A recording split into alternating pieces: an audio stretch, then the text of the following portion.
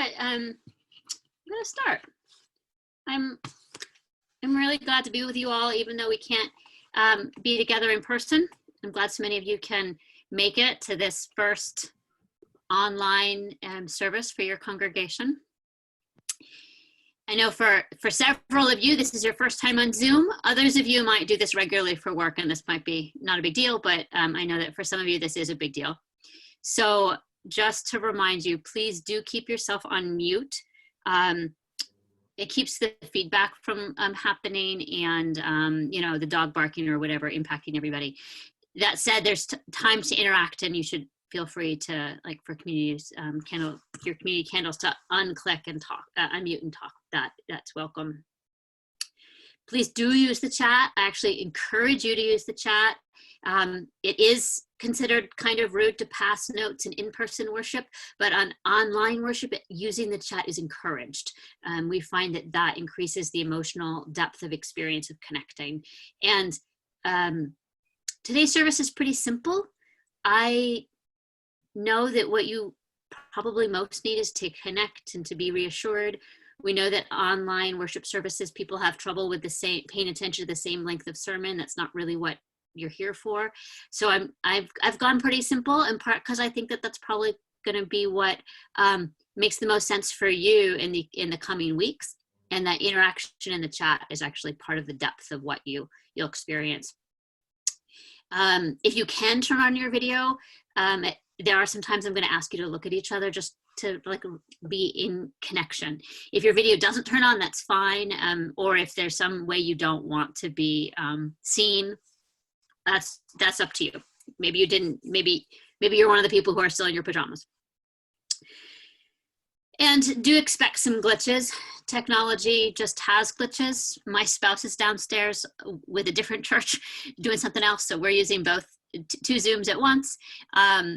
The internet is the internet, and please, let's just roll with whatever happens. I've got dogs too. They might bark.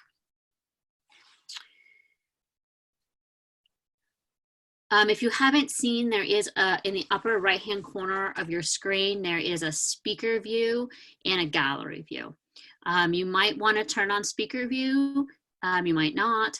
There's a time I'm going to want you to be in gallery view so you can look at each other. And I'm sometimes going to share my screen so you could see something else, a video and some other things.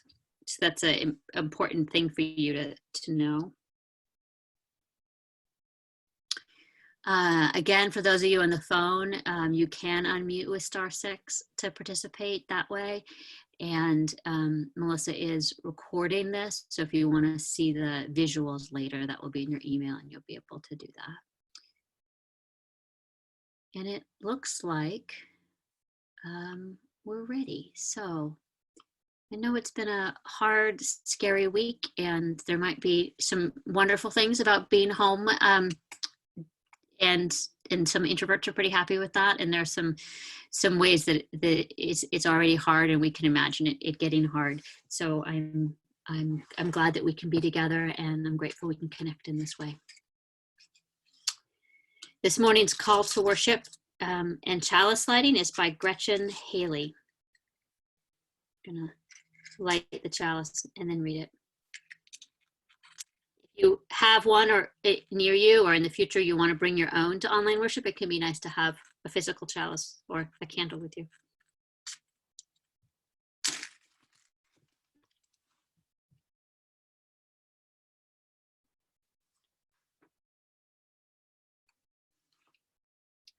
For all the promises we make, we never promise that your heart will not break, that your heart could be brave, bold, bursting open and be saved from the ache that sweeps over all life.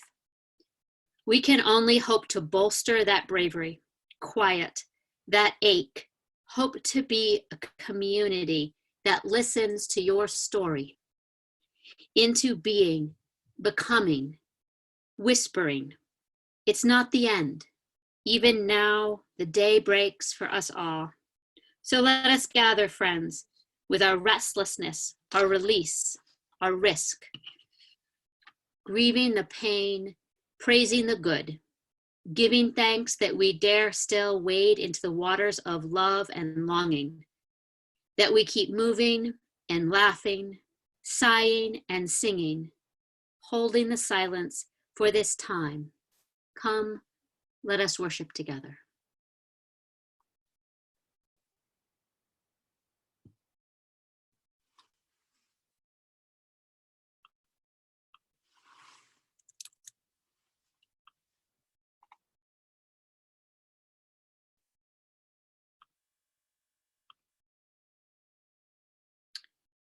Invite you into a time of meditation. This is a time for meditation of all ages, though I know the smallest may run around a lot. A time to listen to your body where you are. And I don't think this is said often enough, but you don't have to do anything that I say. In fact, if I invite you to do something that feels uncomfortable or wrong, don't. Your body knows best. And please don't stifle your body. If it wants to yawn or shake or sigh or even cry, that's welcome.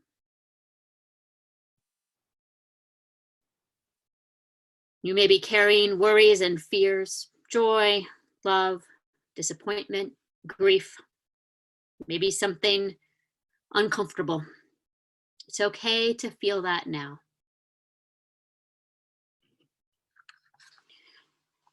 Invite you to start by closing your eyes and check in with your body about what it is carrying.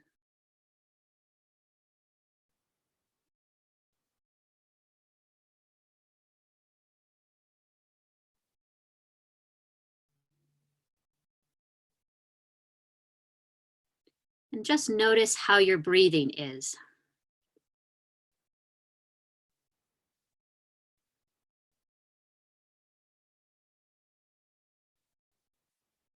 And here's how we're going to let your body know it's okay to feel that and be here now. Start with noticing the bottoms of your feet.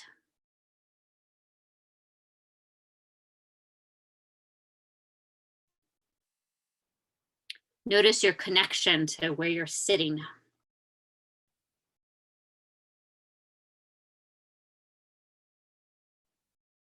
Feel your home, your chair, your home, the ground, holding your body up.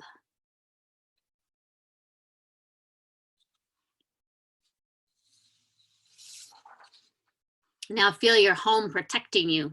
You can open your eyes if you want and see the walls that shelter you. I invite you to lift your arms above your head so your hands come together and remind you there is a roof over your head sheltering you. Let your arms drop to be like the walls which keep you warm and safe. This is a safe place to be. And then notice again, whatever is happening in your body. Your breath, what you are carrying,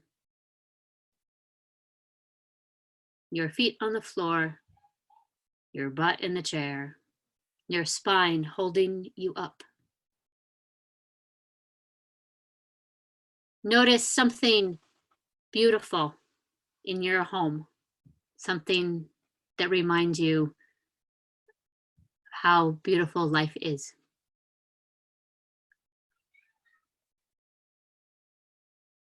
And now notice these people here with you, here on our screen. We're not here in person, but we're committed all the same. We're connected. And feel the energy stretching between us over space, the airwaves, the internet. Notice how your face feels. See how it softens as you welcome these beautiful people who are your congregation. Each of us, human beings with our own feelings, our own bodies, each here to create this safe community together. Now let us enjoy music. Melissa is going to sing, and I am going to share a slide with the lyrics if you would like to sing along. Please do keep your microphone muted.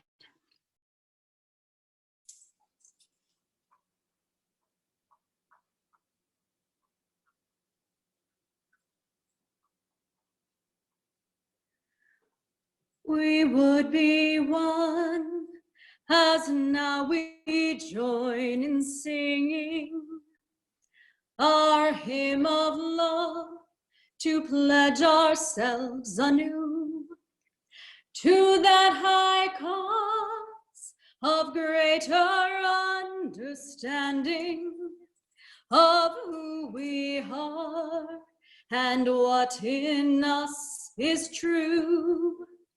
We would be one in living for each other, to show to all a new community. We would be one in building for tomorrow a nobler world than we have known today. We would be one in searching for that meaning which binds our hearts and points us on our way. As one we pledge ourselves to greater service, with love and justice strive to make us free.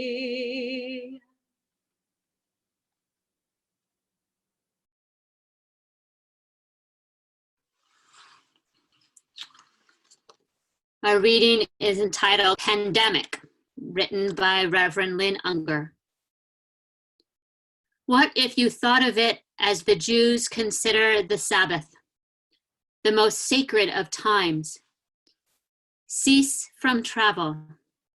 Cease from buying and selling. Give up, just for now, on trying to make the world different than it is. Sing, pray, touch only those to whom you commit your life. Center down. And when your body has become still, reach out with your heart.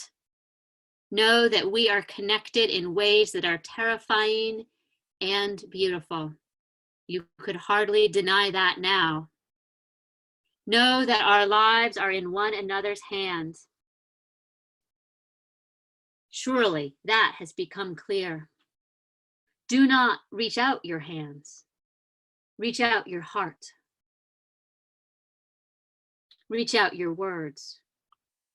Reach out all the tendrils of compassion that move invisibly where we cannot touch.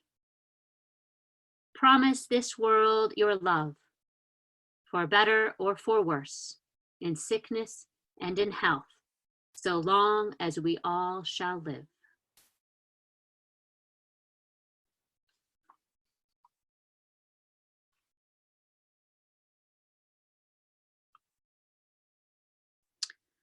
Our next song is Breathe In, Breathe Out by Sarah Dan Jones, Unitarian Universalist songwriter.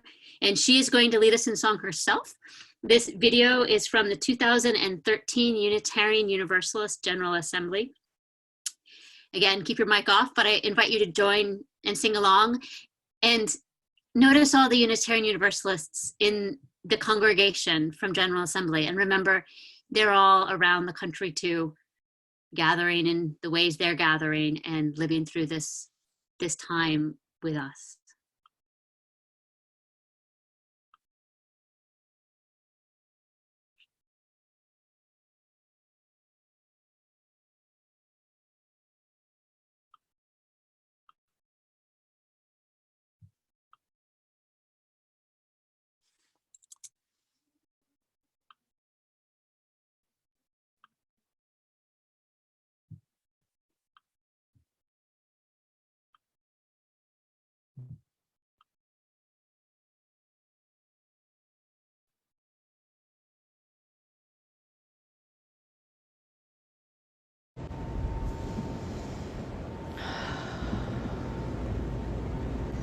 come out of the silence and join in song. We're going to sing meditation on breathing. There are several parts. We're going to be singing them, and we ask that you sing whichever part resonates with you. And if you want to move, breathing in, breathing out. Let's have a scenery. Breathe in, breathe out, breathe in, breathe out. When I breathe in, I breathe in peace. When I breathe out, I breathe out love. When I breathe in, when I breathe in, I breathe in peace. When I breathe out, when I breathe out, I breathe out love. When I breathe in, I breathe in peace. When I breathe out, I breathe out love. When I breathe in,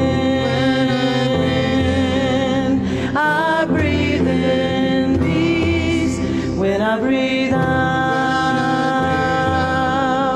I breathe out love. When I breathe in, I breathe in peace. When I breathe out, I breathe out love. Repeat that last phrase. I'll breathe out love. Once again, hold the breath. I'll breathe out love.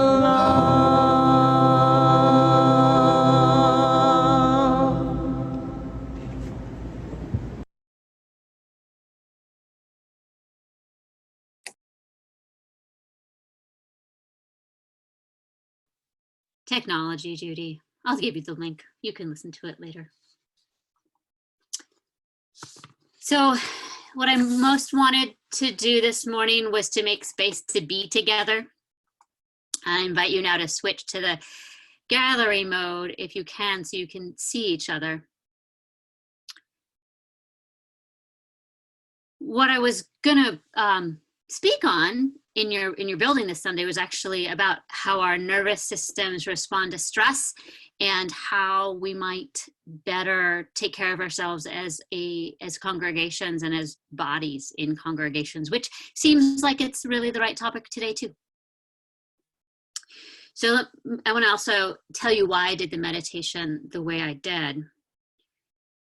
I invite you to take a moment just to think about how your body has felt this week. Revved up, stressed, exhausted, maybe shut down. My body spent a lot of time revved up this week.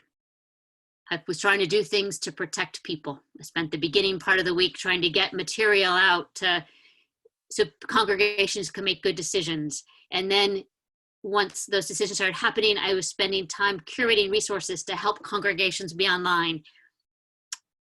If you're on our regional email lists, you might have been able to guess I was in that state by the number of emails that I sent you. When our nervous systems are activated by danger, we shift first to flight. If we can run away, that works. If we can't run away, our nervous systems shift to fight. If we cannot fight, or the danger is overwhelming or life-threatening, our nervous systems shift to freeze. This most primitive branch of our autonomic nervous system slows us down, shuts us down. And if then these nervous system charges, the fight, the flight, the freeze, don't complete and discharge, we stay stuck. And we even sometimes can just have our nervous system switch back and forth between that panic state and fear and shutdown. Over these last 10 years, there's been really tremendous new insights into trauma and trauma treatment and how our biology interacts with that.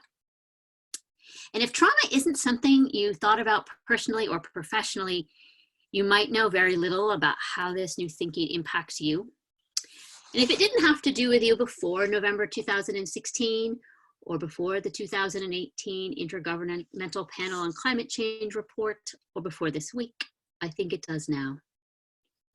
If we look at a trauma activation cycle in a mammal with a healthy nervous system, something surprises them, their body orients to the danger, flees, fights, or freezes. And then after the danger passes, completes the activation, releasing a charge. Might shake for a human mammal, that might look like crying, before gradually moving back into a typical nervous system state that feels safe. But it isn't so simple when the traumatic stress is ongoing, or if we don't have the space to discharge the activation, or if our bodies have earlier trauma.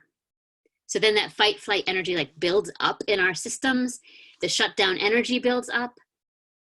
And sometimes we get stuck between the two states where we're often shut down and then sometimes panicky, or often panicky and sometimes shut down.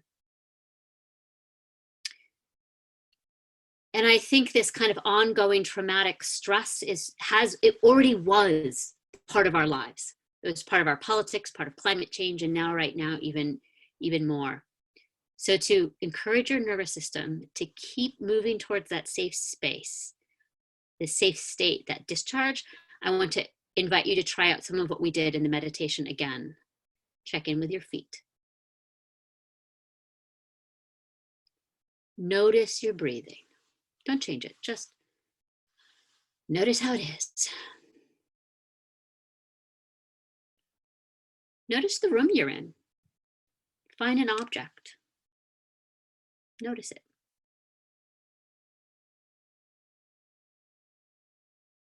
Notice beauty. And notice these people here with you on this screen who love you and care about you. Notice you're safe here with us.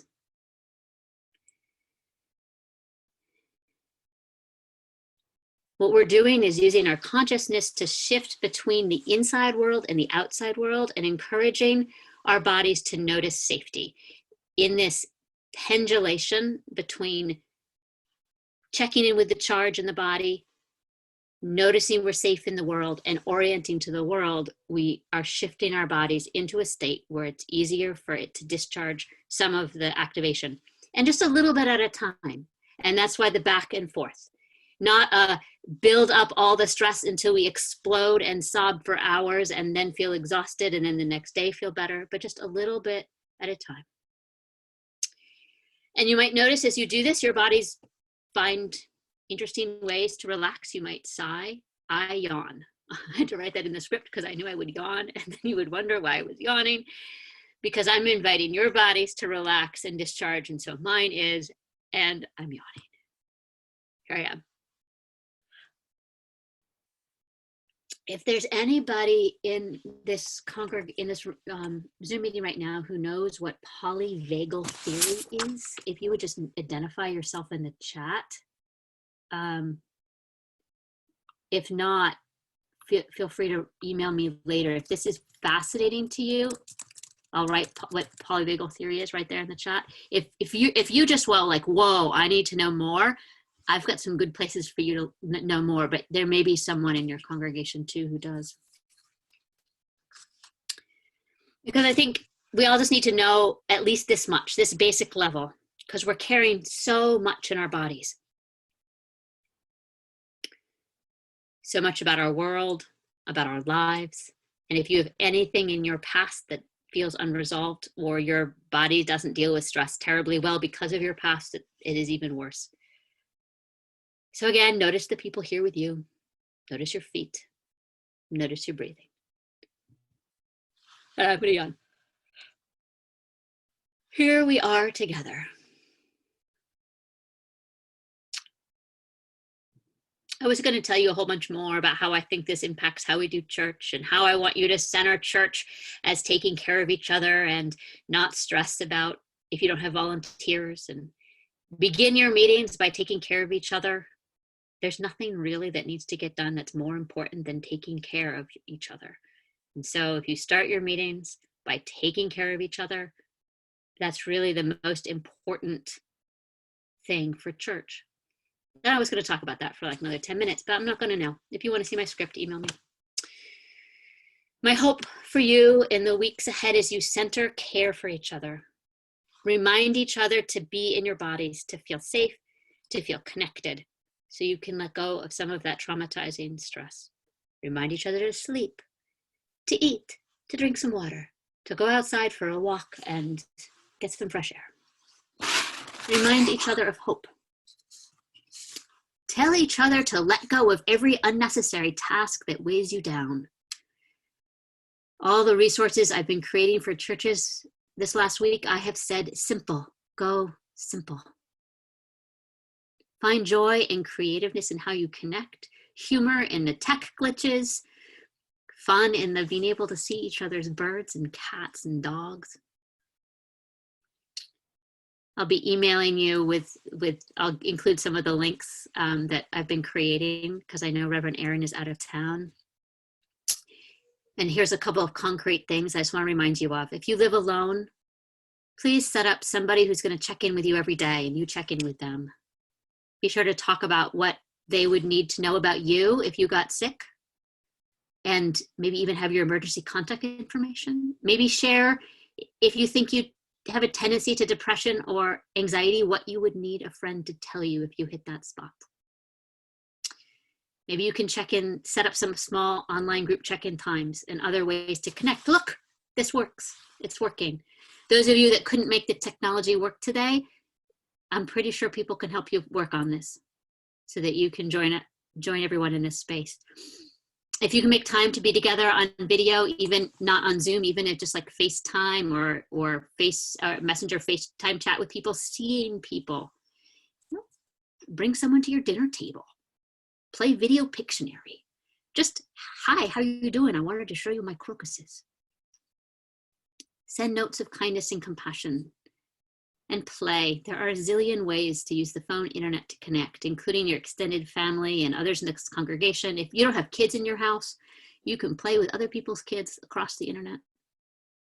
And if you have kids, help them connect with others because your kids are part of helping easing everyone's isolation.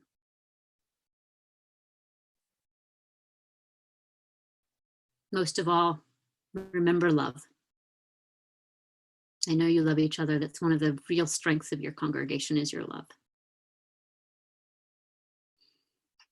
Now Melissa is gonna sing again and I'm gonna share the lyrics and sing along if you want.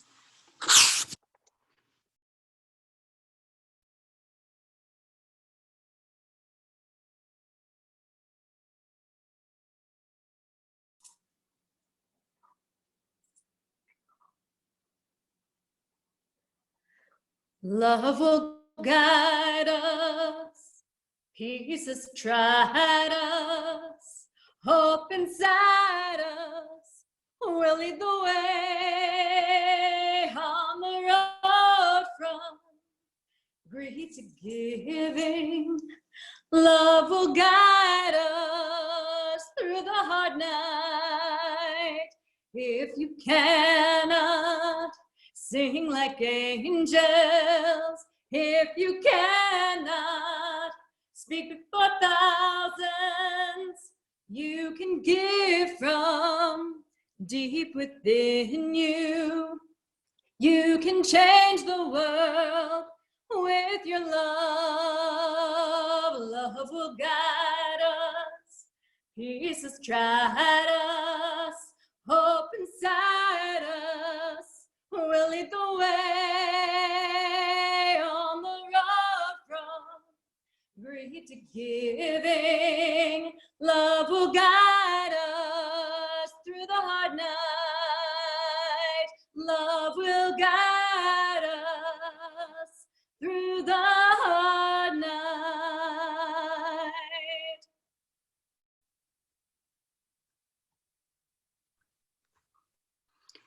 Please read with me where you are, your words for extinguishing the chalice that you say every week.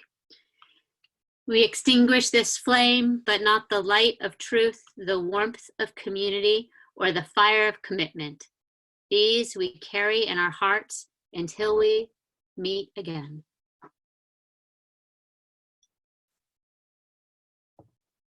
All of you are a blessing. Everything you offer the world is a blessing. Go knowing you are blessed and sharing your blessing at a distance with this world.